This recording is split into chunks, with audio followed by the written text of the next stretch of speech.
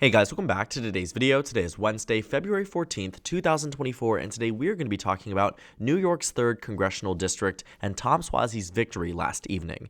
Now, in the video I made yesterday talking about the victory for Democrats here, my takeaway was more so centered around the district, the House of Representatives, and vaguely around the 2024 election. But in this video, we're going to be diving deeper into why this actually has good implications for President Biden and Democrats across the country for this upcoming election cycle, and really honing in on why this shows that Democrats are moving back towards their era of victories and an overall expectation that they could perform well this coming November. Now, Tom Suozzi defeated Mazie Pilip in this race by a margin of around 6 points, 7 points across the district, actually more around 8 points when you round upwards. Tom Suozzi's victory here was one that Democrats were very much hoping was going to happen, but in reality wasn't sure if it was going to, considering the last election results with George Santos, who eventually was expelled from Congress, but he defeated his Republican opponent here, his Democratic opponent here, by a margin of around 8 points. And so with George Santos's victory coming into this election cycle, Democrats were hoping to use his scandal alongside many other factors, with Tom Suozzi being a tried and tested politician within this 3rd district before, had served this district from 2016 through 2020. And you also found, too, that quite frankly, Tom Suozzi had been somebody who knew how to campaign, and Mazie Pilip really did not. But this 3rd congressional district, I think, shows more of a microcosm of what we can expect to see on the grand scale of the presidential election. I'm not going to say that this special election is at all the only indicator, or should be the only indicator of what might happen this November, but I want to talk about some of the special elections that have been occurring in this election cycle, in past election cycles, and how, it really draws us back into where we were in the 2020 presidential election. Now, I know we're getting a lot of deja vu here, whether it's the Super Bowl with the Chiefs and the 49ers, or it's this involvement of Taylor Swift in the election, or it's many other factors at play here with Donald Trump and Joe Biden back up to a renomination point where we're expecting a general election against the same exact candidates from the last cycle. Everything seems to be repeating itself, and for better or for worse for Democrats and Republicans, it looks like we're back on track for nearly an identical performance in the 2020 presidential election based on what these special elections are indicating. Now, I want to first take a step back and take a look at what the forecasters expected of this election in 2024. This 3rd district was barely polled, but Emerson College and Siena College did put in 3 nonpartisan polls here that both showed Tom Suozzi with a victory, whether it was 3 points back in January to 4 points in February to 4 points according to Siena College. The expectation here based on the polls was that Tom Suozzi would win. But he ended up doubling the expected margin, and it was something that, while was within technically the margin of error, you're veering the edge of it getting outside the margin of error, all in favor of the Democratic Party.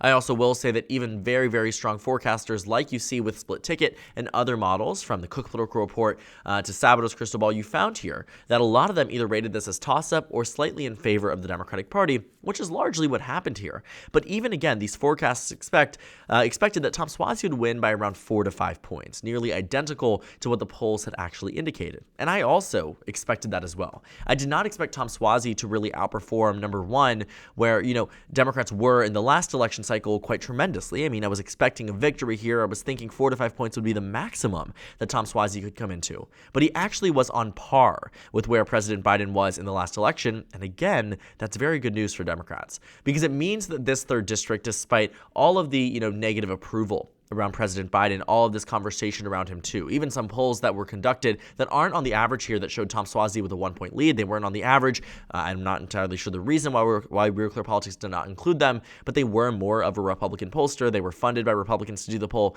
They found that Joe Biden was up against Donald Trump by the same exact margin that Tom Suozzi was up against Mazie Pilip in this district.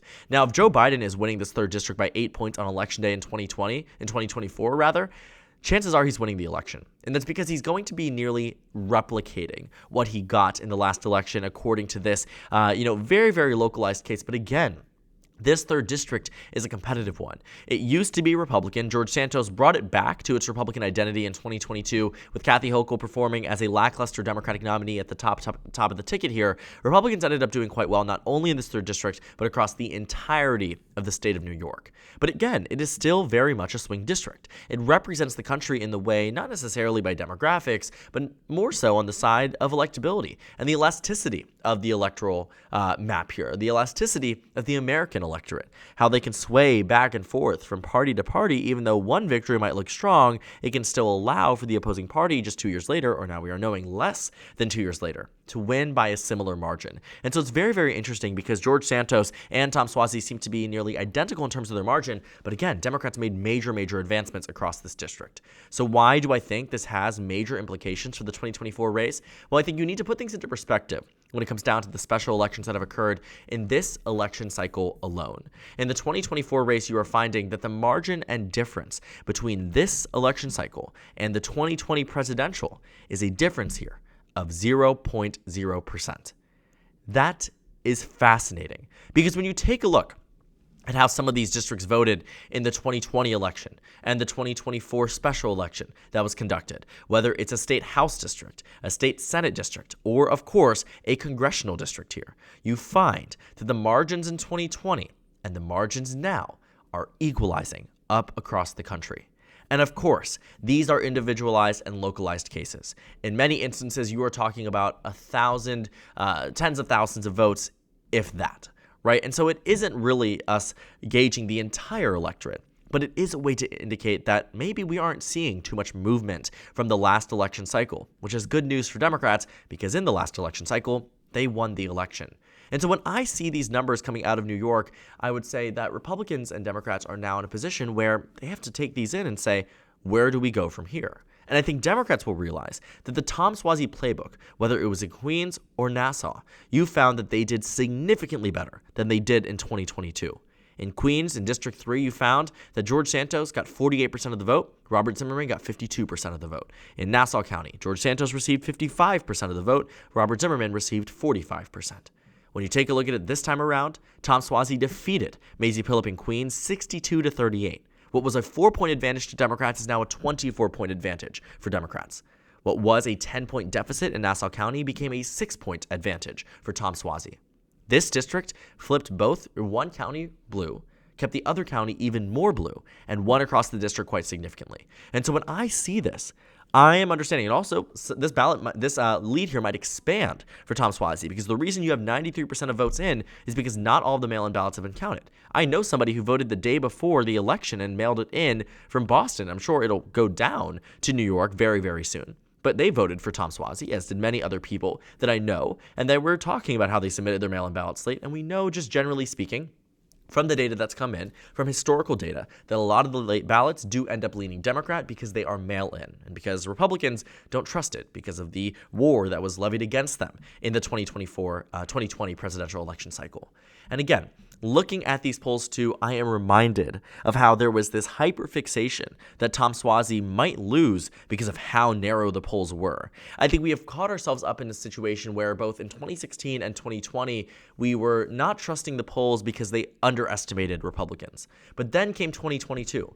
And all of the polls, I mean, I kid you not, almost all of the polls underestimated Democrats. From the generic ballot to statewide Senate races to statewide gubernatorial races to House races. Up across the country, the polls underestimated Democrats. And I think Democrats were reluctant to believe that could be a consistent factor.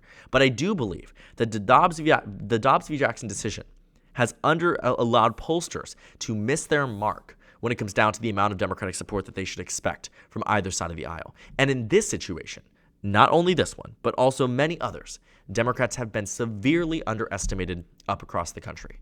The reason why I think, too, that this polling error missing the amount of support the Democrats have received is good news for Democrats is because, again, this is a story that we've been seeing told time and time again. Looking at the 2024 general election data, Trump is beating Biden nationwide by around 1 point. But if it's off by the margin that it was in this New York 3rd District race, Joe Biden wins the popular vote, and his chances at winning the Electoral College increase quite tremendously. But I want to talk to you about some of these polls from 2022. Remember the Washington Senate race, this hyperfixation too, that all of a sudden Washington was competitive? It was a toss-up on the Real Clear Politics map. They said that Patty Murray was going to win by 3 points, according to the polls. Poll after poll after poll, nonpartisan and partisan alike, seemed to indicate that this race had narrowed up quite significantly. What was supposed to be a 3-point victory ended up being 14.5%. But it was also swing states. In New Hampshire, Maggie Hassan was up by 1.4 according to the polls. Even St. Anselm College, which typically does very, very good polls in the state, said that Don Bolduc was going to win by 1 point. Maggie Hassan ended up winning by 9. Then came Arizona. Blake Masters was leading on Election Day by 0.3. He ended up losing by 5. Then Pennsylvania. Dr. Oz led in 4 out of the 5 recent polls in the state, Marist College being the only one that was really accurate, with John Fetterman getting a 5-point victory. Then came the Georgia Senate race. Every single poll, except for one, showed Walker with the lead, and that one that didn't was East Carolina University that showed a tie. And by the final results on Election Day, Warnock won by 1, and then in the runoff, won by 2. Looking at the Nevada Senate race, Adam Laxalt was supposed to defeat Cortez Masto by 3.4%. He ended up losing on Election Day by a point. Then came the Arizona governor's race, where Kari Lake was supposed to win by 4 points and lost by 1. The Wisconsin governor's race, Tim Michels was supposed to win by 1, and he lost by 3. Pennsylvania, Josh Shapiro was supposed to win by 8. He won by 15. Michigan, Gretchen Whitmer was supposed to win by 1. She won by 11. And so the reason I show you these polls is to tell you that we are looking at the general election data and treating it as fact. And I think we really need to shift away from that. There's a reason why I believe Joe Biden is going to win Pennsylvania. And although he leads in the polls by 0.3%, I'm more confident that he wins than a 0.3% lead in the polls might otherwise indicate. I also think Joe Biden has a very good shot at winning states like Michigan and Wisconsin, where he's down in the polls across the state, but I could see very much a pathway to victory, even if the polls on Election Day show Donald Trump with the upper hand. We have built ourselves into this idea that somehow Republicans are the only ones who can be underestimated by the polls, but our most recent election cycle, including all of our special elections and our off-cycle races, the Ohio abortion referendum, the Mississippi governor's race, the Kentucky governor's race, since Dobbs v. Jackson, the polls have nearly to a T always underestimated Democrats. And I think we are seeing that happen this time around. Joe Biden might be in a worse place than he was in 2020, based on polls. But based on actual elections, we are seeing things start to equalize. It also helps, too, that you are finding here that Democrats in their 2023 to 2024 average have actually outperformed their 2020 presidential margin by 4.1%. And so when you see that, this 4.1% advantage, or when you group in 2022, you're talking somewhere around an 8 to 9 point overall advantage relative to the 2020 election cycle. I mean, you are talking about significant improvements that are being missed because we are looking at these polls as if they are, true words spoken from some election god, who this all-knowing beast, that somehow knows how these elections are going to go. The polls are very good resources, but they certainly don't tell us the full story. And the fact is, based on the special elections we see now in 2024 alone, between January 1st and today tell us that we are on track for nearly a repeat of the 2020 election cycle, which for Democrats is a very good thing. This reversion back in New York's 3rd district to the Biden margin from 2020 also is an indicator of that as well. This race where Republicans and Democrats spent over $10 to $20 million in a congressional race, in a special election in which they turned out nearly the same amount of voters in the early and mail-in votes, but did not turn out the same amount on Election Day. And that was the Republican Party's unfortunate reality, that they couldn't turn out their base on Election Day, but Democrats absolutely did. We are missing something with our 2024 analysis, something that the special elections, the 22 midterms, our off-cycle elections, all of them are screaming out and saying, look at this race from a different lens than this, fixation on Biden's age, this fixation on the national polls, this fixation on the statewide polls, on Donald Trump's performances in the Republican primaries. There are heavy indicators here that Democrats are, in fact, on a pathway to a strong victory. Not only a victory, but in a nearly identical victory, which would be a strong victory based on what the numbers are predicting today in the 2024 race. And something that we are clearly missing when it comes down to our analysis. And so when I dive deeper into what this data is telling us, it is telling us to take a look at it from a different lens and understand it that maybe, just maybe, we should be more focused on election results rather than predicted election results. And that's where I'm at when it comes down to this district and the special election results that we just got last evening. Because Tom Suozzi's district here, the victory that he has, is a representation of larger America. It isn't perfect, and it is not the only thing we should look at. But that spread of special elections, alongside historical inaccuracies in favor of Republicans recently, when it comes down to these polls, are also things to look at too, and certainly things to keep in mind and keep into a factor when we analyze this upcoming presidential election. So thank you guys so much for watching this video. Make sure to comment down suggestions below, subscribe on the left if you haven't already, and check out the Instagram and Twitter. At the bottom left of the screen, there's also a Discord server for you to go ahead and join. On the screen, there's a video you can watch, and then a playlist for my 2024 election analysis videos. Again, thank you guys so much for watching, and I will see you all later today.